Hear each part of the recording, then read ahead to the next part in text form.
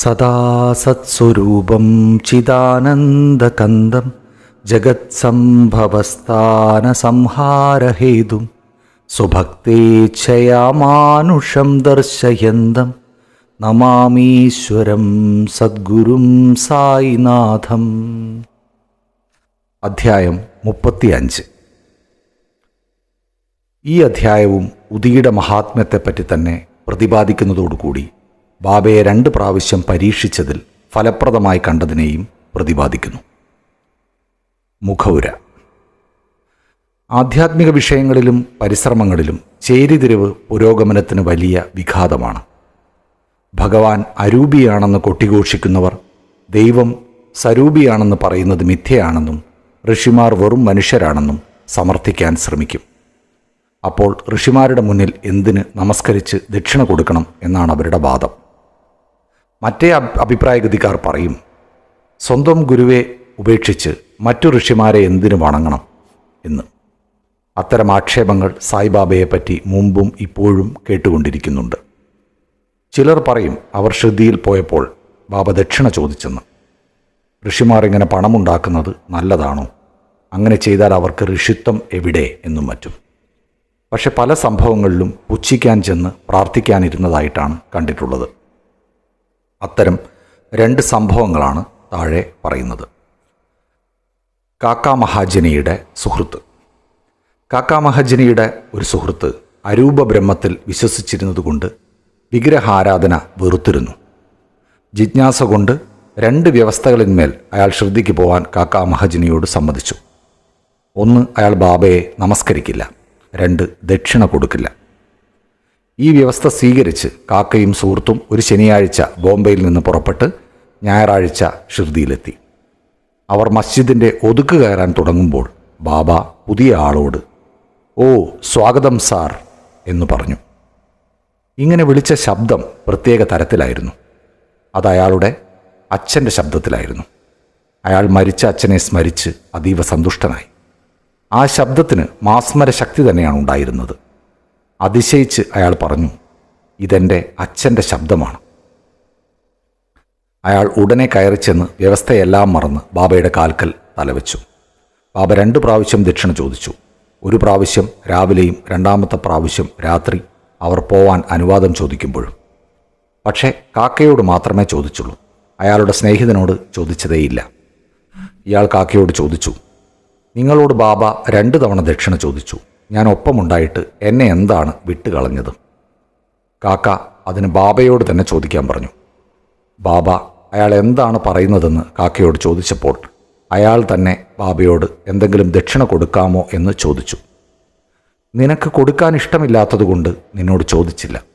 ഇപ്പോൾ കൊടുക്കാമെന്നുണ്ടെങ്കിൽ തരാം" എന്ന മറുപടിയും പറഞ്ഞു. അപ്പോൾ അയാൾ കാക്ക കൊടുത്ത സംഖ്യ, തുല്യസംഖ്യ 17 ഉറുപ്പിക ദക്ഷിണ കൊടുത്തു. ബാബ അപ്പോൾ ഉപദേശമായി ഇങ്ങനെ പറഞ്ഞു, "നീ നാം തമ്മിലുള്ള വ്യത്യാസം മനസ്സിൽ നിന്നും അകറ്റണം. എന്നാലേ നമുക്ക് മുഖത്തോട് മുഖം കാണാൻ കഴിയൂ." ബാബ അവർക്ക് പോവാൻ അനുമതി നൽകി. മഴക്കാറുണ്ടായിരുന്നിട്ടും അവരുടെ സുഖയാത്രയ്ക്ക് ബാബ ഉറപ്പ് കൊടുത്തു. അവർ സുരക്ഷിതരായി ബോംബെയിലെത്തി. അവർ വീട്ടിലെത്തി.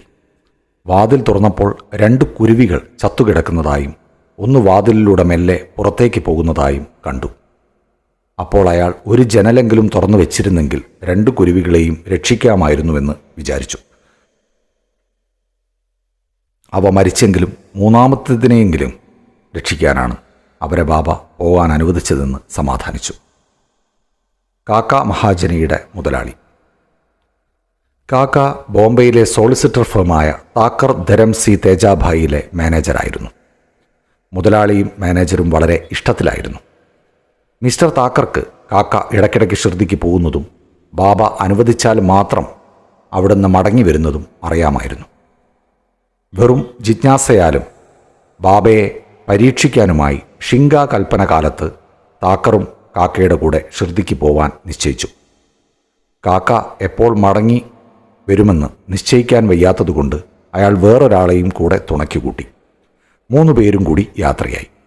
കാക്ക വഴിക്ക് വെച്ച് ബാബയ്ക്ക് കാണിക്ക വെക്കാനായി 2 സേർ ഉണങ്ങിയ കുരുവുള്ള മുന്തിരിങ്ങ വാങ്ങി. അവർ യഥാസമയം ഷിർദിയിലെത്തി.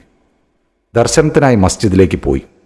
അപ്പോൾ ബാബാ സാഹിബ് താർക്കാടിനെ അവിടെ കണ്ട് താക്കർ അയാളോട് എന്തിനാണിവിടെ വന്നതെന്ന് ചോദിച്ചു. അയാൾ ദർശനത്തിനാണെന്ന് പറഞ്ഞപ്പോൾ താക്കർ അയാളോട് അവിടെ അതിശയങ്ങൾ നടക്കുന്നുണ്ടോ എന്നായി. താർക്കാട് അതിന് തൻ്റെ ഉദ്ദേശം അതല്ലെന്നും ഭക്തന്മാരുടെ ആവശ്യങ്ങൾ അവിടെ പൂർത്തിയാക്കപ്പെടുമെന്നും മറുപടി പറഞ്ഞു. കാക്ക അപ്പോൾ ബാബയെ നമസ്കരിച്ച് മുന്തിരിങ്ങ കൊടുത്തു. ബാബ അതെല്ലാവർക്കും കൊടുക്കാൻ പറഞ്ഞു. താക്കർക്കും കുറച്ച് കിട്ടി. അയാൾക്ക് മുന്തിരിങ്ങ ഇഷ്ടമല്ലായിരുന്നു. അവ കഴുകി വൃത്തിയാക്കാതെ തിന്നരുതെന്ന് ഡോക്ടർ പറഞ്ഞിട്ടുണ്ടായിരുന്നു. അപ്പോൾ അയാൾക്ക് എന്തു ചെയ്യണമെന്നായി. അത് തിന്നാനും വയ്യ, ഉപേക്ഷിക്കാൻ നിവൃത്തിയുമില്ല. എല്ലാവരും ചെയ്യും പോലെ വായിലിട്ടെങ്കിലും കുരു എന്തു ചെയ്യണമെന്നായി. അത് മസ്ജിദിലെ നിലത്ത് തുപ്പാൻ പാടില്ലാത്തതുകൊണ്ട് അയാളുടെ തൃപ്തിക്ക് വിരുദ്ധമാണെങ്കിലും പോക്കറ്റിലിട്ടു.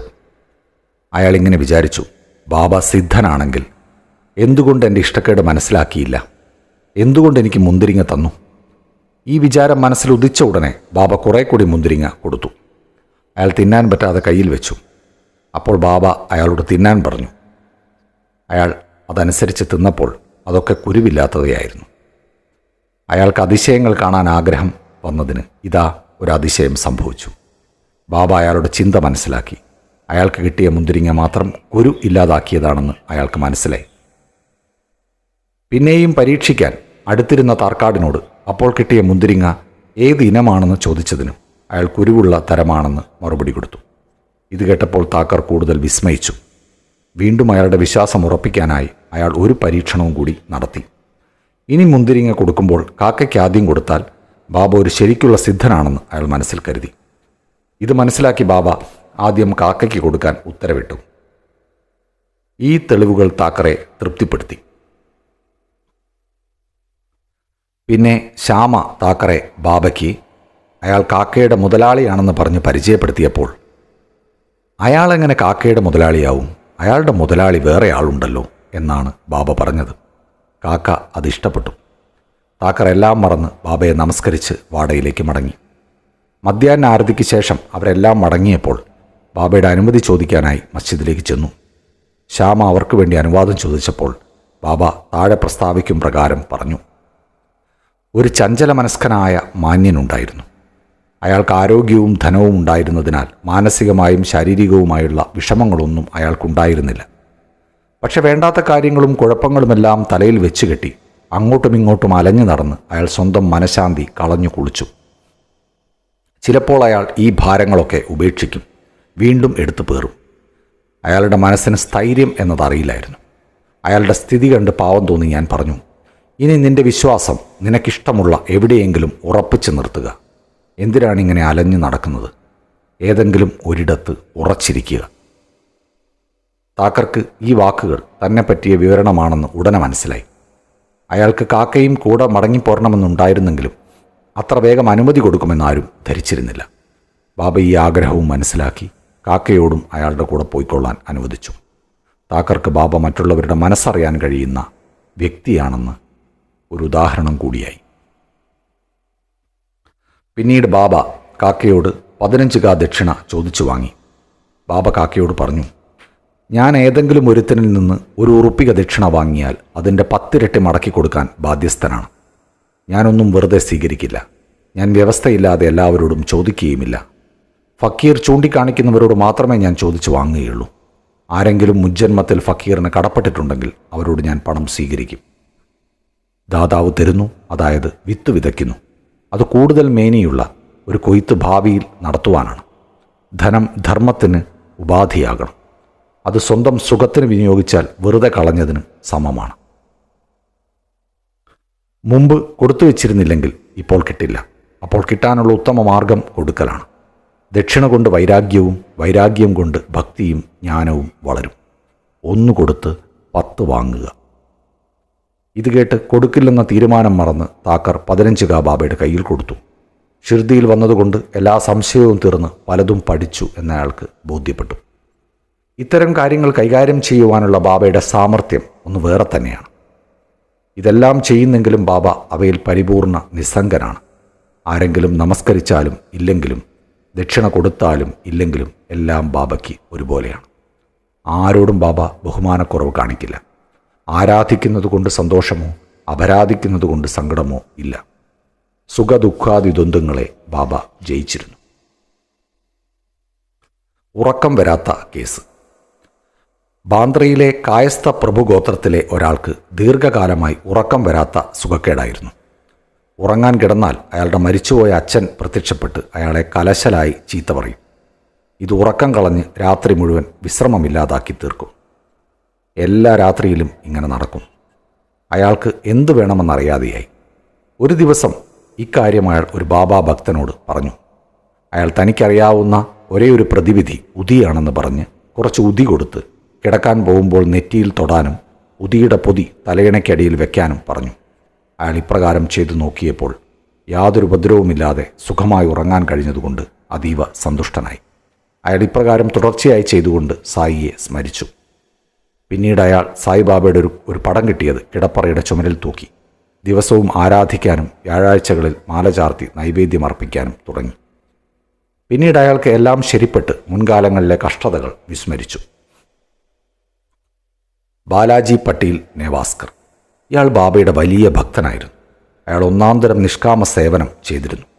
ബാബ നിത്യവും സഞ്ചരിക്കാറുള്ള ഷിർദിയിലെ എല്ലാ വഴികളും അയാൾ അടിച്ചുവാരി വൃത്തിയാക്കുമായിരുന്നു.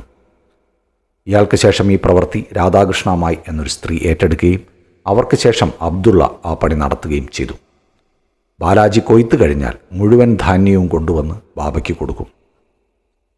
ബാബ അതിൽ നിന്ന് എന്തു കൊടുക്കുന്നുവോ അതുകൊണ്ട് പോയി അയാളും കുടുംബവും കഴിഞ്ഞുകൂടും.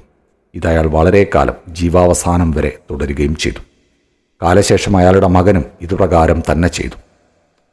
ഉദിയുടെ ശക്തിയും ഫലവും. ഒരിക്കൽ ബാലാജിയുടെ ശ്രാദ്ധ ദിവസം കുറേ ആൾക്കാരെ ക്ഷണിച്ചു വരുത്തി സദ്യയൊരുക്കി.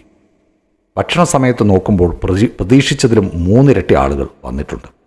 നേവാസ്കറുടെ ഭാര്യ ആകെ കുഴങ്ങി. സദ്യ ഒരുക്കിയത് തികയാതെ വന്നാൽ കുടുംബത്തിൻ്റെ മാനം പോകുമല്ലോ. അവരുടെ ഭർത്താവിൻ്റെ അമ്മ അവരെ സമാധാനിപ്പിച്ചുകൊണ്ട്, ഭയപ്പെടേണ്ട, ഇത് നമ്മുടേതല്ല, സായിയുടെ ഭക്ഷണമാണ്. എല്ലാ പാത്രവും തുണി കൊണ്ടടച്ച് അതിൽ കുറേശ്ശെ ഉതി വിതറി തുണി നീക്കാതെ അതിൽ നിന്ന് വിളമ്പുക. സായി നമ്മെ അപമാനത്തിൽ നിന്ന് രക്ഷിക്കും എന്ന് നിർദ്ദേശിച്ചു. അപ്രകാരം ചെയ്തപ്പോൾ എല്ലാവർക്കും വേണ്ടത്ര വിളമ്പാനുണ്ടായി എന്ന് മാത്രമല്ല, ധാരാളം പദാർത്ഥങ്ങൾ ബാക്കിയുമായി. ഗാഠമായി സേവിച്ചാൽ ഫലം അതിനനുസരിച്ച് കിട്ടും എന്നതും ഇതിൽ തെളിയിക്കപ്പെട്ടു. സായി സർപ്പരൂപത്തിൽ പ്രത്യക്ഷപ്പെട്ടത്. ഒരിക്കൽ ഷിർദിയിലെ രഘു പട്ടേൽ നിവേസിലെ ബാലാജി പട്ടേലിൻ്റെ അടുക്കലേക്ക് പോയി. അന്ന് രാത്രി ഒരു സർപ്പം തൊഴുത്തിൽ കടന്ന് ഊതുന്നതായി അയാൾ കണ്ടു. കാലികൾ ഭയന്ന് അമ്പരന്നു തുടങ്ങി. എല്ലാവരും ഭയന്നെങ്കിലും ബാലാജി സായിബാബ സർപ്പരൂപത്തിൽ വന്നതാണെന്ന് അനുമാനിച്ചു. തീരെ ഭയപ്പെടാതെ ഒരു കോപ്പ പാൽ കൊണ്ടുവന്ന് വെച്ച് അയാൾ പറഞ്ഞു, ബാബ, എന്തിനാണ് അവിടുന്ന് ഊതി ശബ്ദമുണ്ടാക്കുന്നത്? ഞങ്ങളെ ഭയപ്പെടുത്തലാണോ അവിടുത്തെ ആവശ്യം? ശാന്തനായി ഈ കോപ്പയിലെ പാൽ കുടിച്ചാലും. ഇത് പറഞ്ഞ അയാൾ യാതൊരു പതർച്ചയുമില്ലാതെ അടുത്തിരുന്നു. മറ്റുള്ളവർ ഭയന്ന് ഇതി കർത്തവ്യതാമൂഢരായി. കുറച്ച് സമയത്തിനകം സർപ്പം എവിടെ പോയെന്നറിഞ്ഞില്ല. അത് അപ്രത്യക്ഷമായി. തൊഴുത്തിൽ തിരഞ്ഞിട്ടും അതിനെ കണ്ടില്ല. ബാലാജിക്ക് 2 ഭാര്യമാരും അവരിൽ മക്കളുമുണ്ടായിരുന്നു. അവർ ഇടയ്ക്കിടയ്ക്ക് ഷിർദിയിൽ പോയി ബാബയെ ദർശനം ചെയ്തിരുന്നു. അപ്പോൾ ബാബ അവർക്ക് സാരി മുതലായ വസ്ത്രങ്ങൾ കൊടുത്ത് അനുഗ്രഹിച്ചിരുന്നു. ശ്രീ സായിയെ നമിക്കുവിൻ. ലോകശാന്തി ഭവിക്കട്ടെ.